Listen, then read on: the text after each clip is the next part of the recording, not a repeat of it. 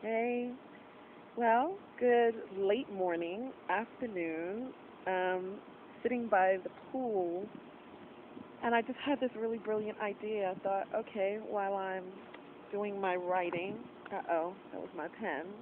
I've been taking notes. I thought I'd share a few pearls of wisdom. Some people who know me know that I'm habitually taking quiet time. I like to meditate. I like to write in my journal.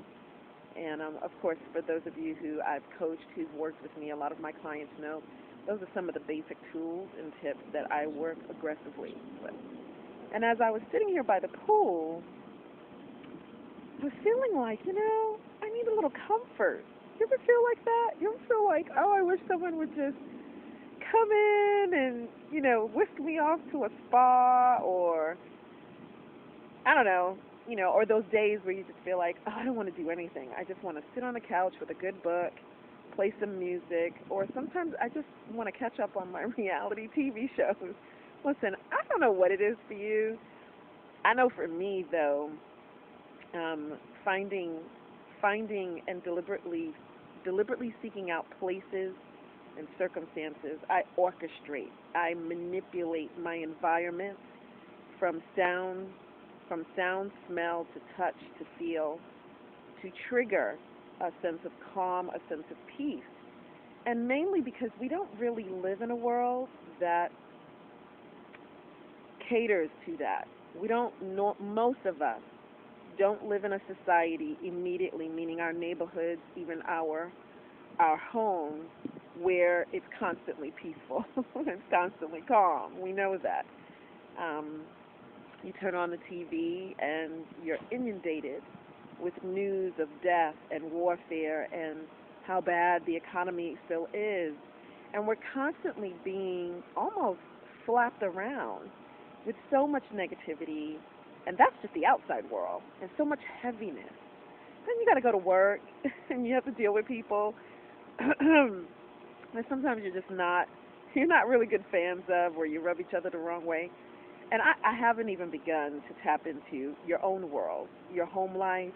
You have a partner, you have a significant other, if you have children. The bottom line is, there are many days where you just feel like I need a break. Calgon, take me away.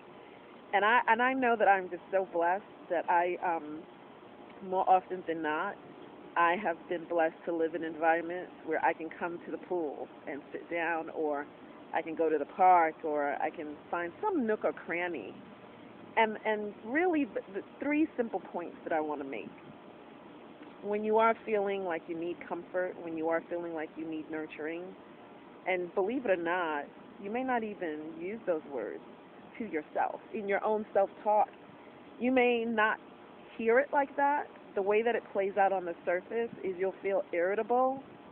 You'll feel like the walls are closing in. Everybody and everything is just rubbing you the wrong way. Sometimes you might even feel like, I don't want to be around people.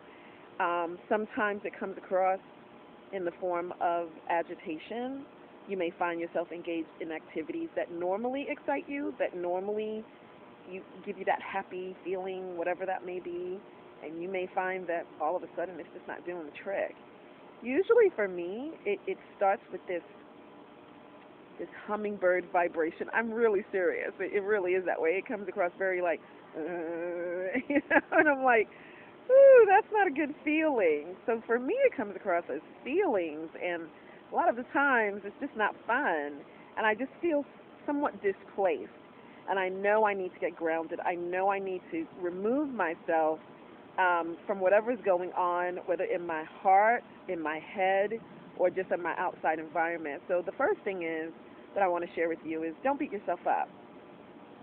Don't beat yourself up. Let's not label ourselves as, we're weak, we're so oversensitive. And the bottom line is you are who you are. Respect and honor yourself and recognize those signals that do come up that are trying to say, hey, time out. You need to give yourself a break and honor that.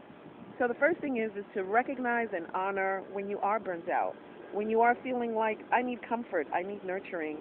You know, So that's the first thing. Honor that truth within yourself. The second point is this: remove yourself immediately, as soon as possible. You may be at work. Take a 10-minute break. Seriously. Go outside. Get a breath of fresh air. Move your body. Move your mind. If you're on campus and you're a student, most campuses, if they're not inner city campuses, most of you young ladies who I've had the pleasure of meeting, you may have the chance to go on the outskirts, the perimeter of the campus. Go outside and take a walk in nature.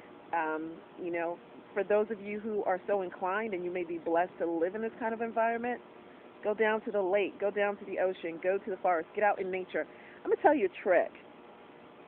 Nature is a huge ally. If you can, definitely get out. In other words, remove yourself from the chaos. That's the point I'm trying to make. Remove yourself from whatever that is agitating you. If it's not people or a particular person that's bringing out negativity, or they're instigating that vibration that doesn't sit well with you, if it's just maybe inside, you're worried, you're stressed, you're feeling frustrated, and you just feel like you want to jump out of your skin, then go someplace that is calm and serene, where you won't be distracted, and you can. That is what I define as manipulating your environment, your circumstances.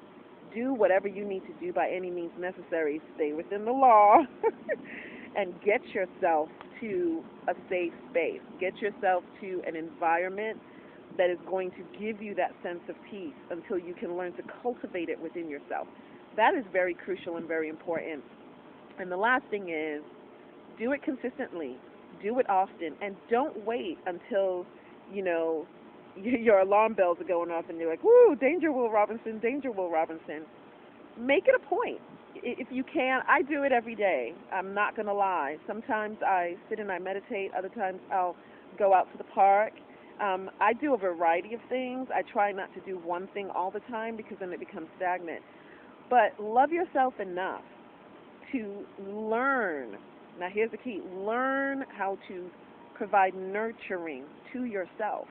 Because when you do know how to do that, then you're actually happier.